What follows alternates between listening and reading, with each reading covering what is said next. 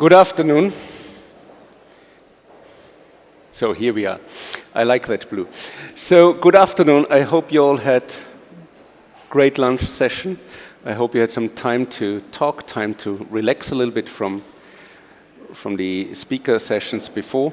So what I will do now is in the next 20 minutes, I will tell you a little bit about what's happening to linear TV. We have seen today already numbers about the growth of CTV. We have heard a lot of things like more or less the evergreen that we have to break down silos. And I want to give you a little bit an intro about what we think how silos can be broken down. And if I'm talking about silos today, I'm talking about a tanker, about a big ship, about linear TV.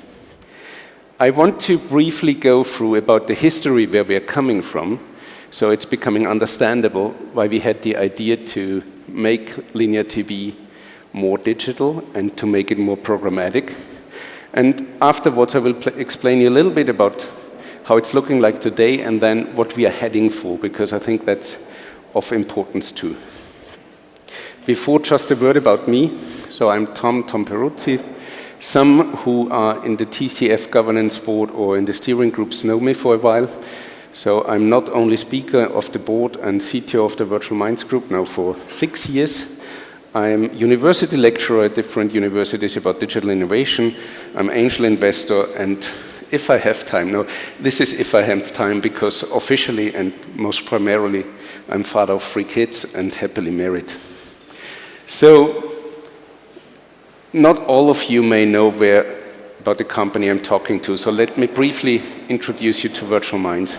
Virtual Minds is a European homegrown company. We are part of ProSieben, a TV house in Germany. We are fully Europeans. By meaningfully Europeans, it means that we not only develop all the solutions out of Europe, we store all the data there, we do all the algorithmic work in Europe, we're fully under control of GDPR and whatever. And so we are homegrown up with all the European legislation and all the European laws now for more than 20 years. More than 20 years by saying so, because we once started, even before we once introduced the ad server, roundabout in the year 2000, we started with something some of you may remember, banner communities. So we started with banner communities, and in 2004, our first product was released. This was the Edition ad server, a publisher ad server. And then with the evolution of the ad tech ecosystem, we went on and went on and went on. And ultimately, after having grown up an SSP and having grown up a DSP and integrated a DMP, by around about 2017, we've become a full ad tech platform. I don't want to say comparable to Google, they are a little bit larger than we are, but at a very prominent stage. At a very prominent stage because with around about 200, 250 people, we are amongst the top 3 in the German-speaking area. So all of the top 5 publishers in Germany belong to our technology, all of the top 5 agencies belong to our DSP technology. And even if we have a strong footprint in Germany or in the German-speaking area, we do act in more countries in Europe too. And that for several reasons. In 2015, and that's important to understand where the solution is coming from, ProSieben, the TV house in Germany, one of the TV powerhouses, they decided to buy Virtual Minds. I was part of the team who helping ProSieben to buy it. And from that time on, Virtual Minds had the ability to access not only the ProSieben network with regards to their technology, but to get access to the know-how with regards to video, with regards to TV, how TV advertisement is done, how the TV ecosystem is working. This resulted in a few things. First of all, in 2019, there was a collaboration announced, which is called D-Force. D-Force is a collaboration between the RTL Media Group and ProSieben. And the idea was to make the buying process of CTV and ATV inventory as smooth as possible between those 2 platforms. And you can imagine that it was quite tricky to build some kind of standardization for CTV, ATV at that point in time to make the inventory accessible for one platform, to have a standardized identifier, to have standardized measurement. So that was one of the very important steps which led us later to the idea of building an ecosystem and a technical platform for digital linear TV advertisement. And then we had our video ad server, and in 2020, more or less, we decided to build something which we call the Media Manager. But where does the Media Manager come from? The idea of the Media Manager is grown in a joint collaboration between ProSieben and us, and with the help of some of our other customers who were in the TV and broadcaster space as well. Before that, we should ask ourselves the question, if CTV is the killer for the next time, and we do read about CTV and ATV and how it's speeding up in development and how the millions are growing, does it still make sense to invest into a technology which is built for linear TV? We all hear that after the pandemic crisis, linear TV is a little bit the thing for the old ones. And more or less, with the dying of the old ones, TV is dying as well. So is it already there that there's no need to transform digital TV anymore? If we have a pure look about video, for example, we do see that from 2024 to 2025, in the top 5 countries in Europe, we do see around about 45% increase. That's dramatic. That's magic if you are in the section of video ad serving, if you're a publisher or if you're an intermediary there. But is it really the one thing where you can find everyone? Is it the number one in reach, where you can address everyone? Is it the one which is really good educated, where you have a common playground for everyone? If we now put it in comparison to classical TV, you do see that classical TV isn't increasing anymore. Most likely not. It's even slightly decreasing. But at a very high number. And that very high number, if we can make it accessible, if we can make that very high number digital, if we can make it more comfortable to people who have grown up now and are used to do everything in a YouTube-like or Google-like style, then maybe that curve will even go longer. We don't know. But what we know is that digital TV or linear TV as of now, it has its kind of importance. It has its kind of importance for brand advertisement. It has its kind of importance for reach. It is still a reach machine. And it will be still a very important machine in 4 or 5 years. So why shouldn't we support TV houses in making it digital? Why shouldn't we help them in transforming digitally? Or should we wait for the big American or the big tech companies, the big global tech companies, to somehow overwhelm the TV houses with their solution, rather than trying to put together the best thing of the TV world, which is really good, educated. There's a lot of scientific research on the effects of TV advertisement and stuff like that, and combine it with the good of digital advertisement, meaning you have another kind of expertise, you have another kind of KPIs, you have much more real-time capabilities and stuff like that. In order to do so, you have to have a look about how broadcaster reach is working today. We have the traditional linear TV system, and we have the connected devices. And sometimes the traditional linear TV, it's not connected, the rest is connected, that's somehow obvious. And then you have the streaming, which is live on the linear, and it may be live on the connected device, but it doesn't have to be. So there was something incoming with on-demand, and we know about all the Netflixes and however they are called. But if we have a look at the advertising ecosystem, we see that that methodology of linear TV somehow works between both the live unconnected and the live connected. But then there's some kind of ATV where people always start discussing about what exactly is it. And when we have the CTV, and CTV, as we learned today in the morning too, is exploding like crazy.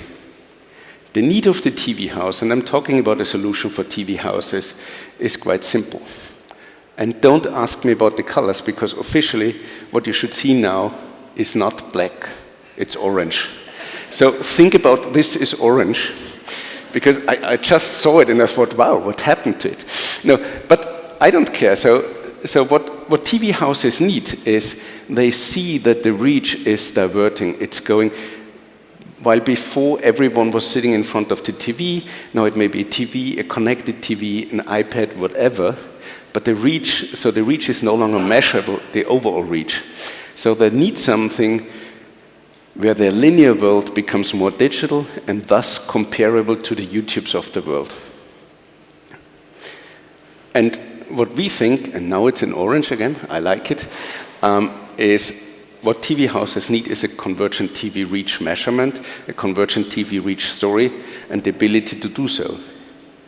But in order to do so, they have to face some challenges, because technology for TV house is one thing. The rest is processes, the rest is people, reluctance to change, and all the other things. Because you can imagine, TV now, it works for 60 years. Why shouldn't it work for the last 10 years? And so they face some challenges. They face, as all of you have heard, they face a change in media consumption. They face a limited way of optimization, because at the end, even if they have some kind of digital tools around them, it's still a very analog world. And by thinking about that, and we heard it in the morning, we have to break silos. TV, as of today, is a very one-dimensional monetization engine. It's a really good working one, but it's one-dimensional, and whenever it starts to bump a little bit, the whole system, the whole company is being shaken.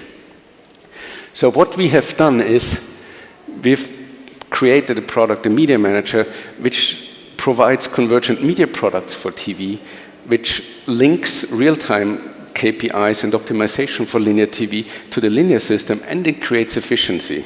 And if we think about efficiency, we see two ways of efficiency gains. The first is optimization in ad operations. The media manager is somehow a combination of an ad server, an SSP, and a decision logic engine on the mathematical side. And the ad server does all setting the counters, doing the remediation and stuff like that automatically. So by our first customer studies, what we faced is an increase in efficiency internally just by using this as a digital transformation engine of round about 9%.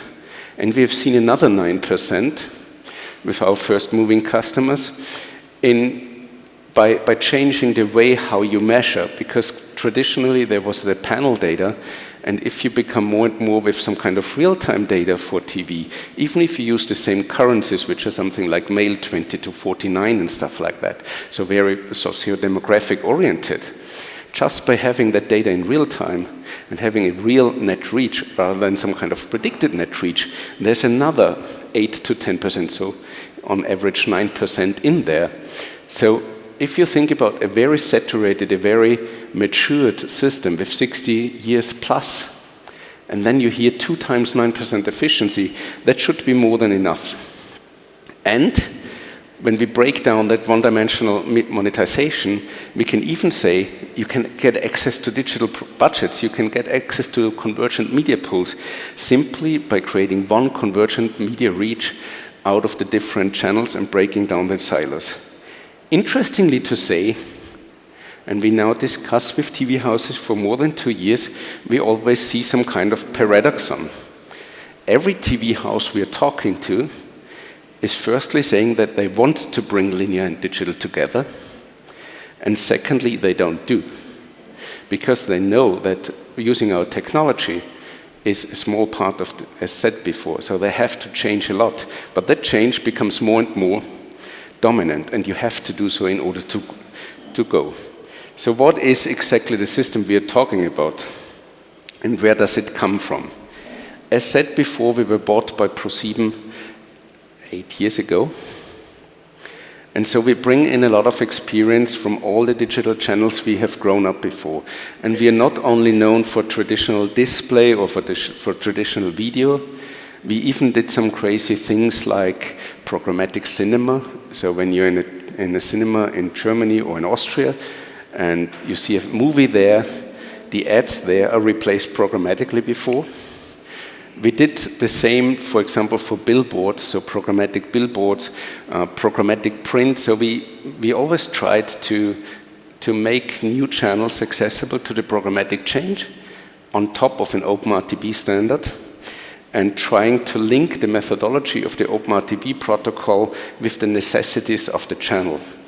So we do think that we brought in a vast variety. And what we did too, just a few years ago, which was called the Integrated Yield Platform, it was a platform where the ad server and the SSP was somehow married. So it was no longer, is this a slot for an ad from the ad server, or is this an inventory slot for an ad from the SSP? They both grew together, and we don't care anymore about whether this is an ad server call or an SSP call. It's all managed out of one. So we made the best out of that, what we call integrated yield platform, combined with the knowledge from our shareholder and from some of our early bird customers about how CTV and ATV and things like that are working. And so we combined and united the different channels, the ad formats, and the different way to address users. The most important thing there, what we learned, is how to get access to the signal. Because what we do, it's not what you often hear, something that we don't do, a digital ad insertion or digital ad replacement. We directly manipulate the signal. And how do we manipulate the signal? We talk to the playout systems or command and control centers of the TV houses. So our system, the Media Manager, it's an ad server and SSP in the decision engine being loosely connected to the TV core systems. Why loosely connected? Because while it doesn't make any noise if you lose one digital ad in a display world, if the TV signal is getting black, then the TV house has a real problem, not only in front of their customers, but even legally wise. So what we have built now is we've built a system which can do ad block decisioning. That sounds a little bit, ad block decisioning, we know that from video and stuff like that.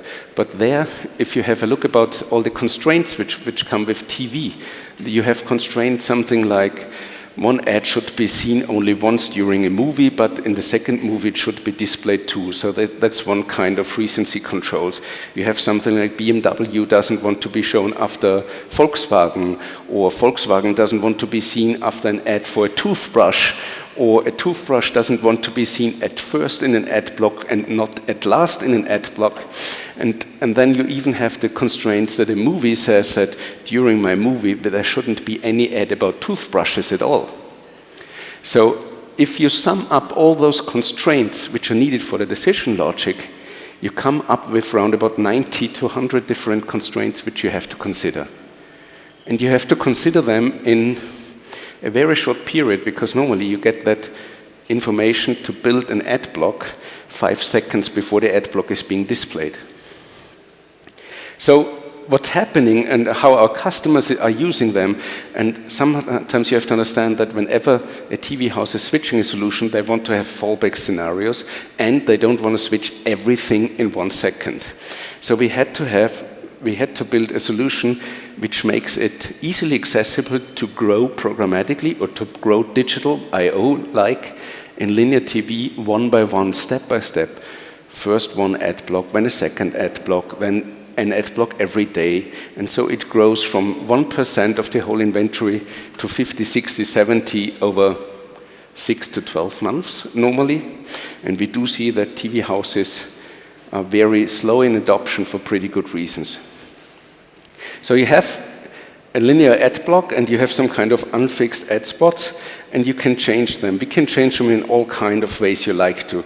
We can change a 50-second ad block with a 50-second ad block if you want to. We can change it with 2 7.5-second ad blocks, or we can change it with 1 30-second ad block if you have 2 15. We don't care. So it's a super flexible system to manage that. And the logic behind that is optimizing on net reach pricing. And optimizing on net reach pricing, to give you a short example, is, and that's how it normally looks like, you have a few ad spots which you can choose, then you have a few different campaigns. For several reasons, you have to think about how does my price look like. You get 5 seconds before from different partners, from panel data or from real-time partners like TV Insights.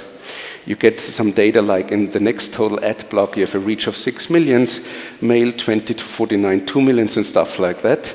And based on that, the system decides what is the competition price and what is best used based on the information we get and based on the data we have around us. And ultimately, it decides to go for the two ones with the best price. You can choose whatever algorithms you want. It's a best price strategy. Do you want to have fixed campaigns? Everything you know from traditional programmatic abilities to change is possible. But what's really important here to understand is that it's not only about ad block replacement, it's all the logic from the programmatic scenery behind. It's direct remediation. All the counters are set in time. When you think about TV today, normally you have 24 hours delay in between. Now everything is set in time based on the net reach of a real-time measurement, which makes it not only faster, it makes it more efficient, and it makes it fully digital, thus manageable digitally as well. And we do see a lot of customers currently joining there. But the thing is not only to making TV more digital, it's the ability to make it fully programmatically accessible at the end. Because what we want to do, this was just the beginning, what we want to do more is, we want not to be only, as I said before, it's about convergent reach. So the first thing was to make the TV the TV system, as we know it, the linear, traditional TV system, make it accessible with I/O and programmatic booking.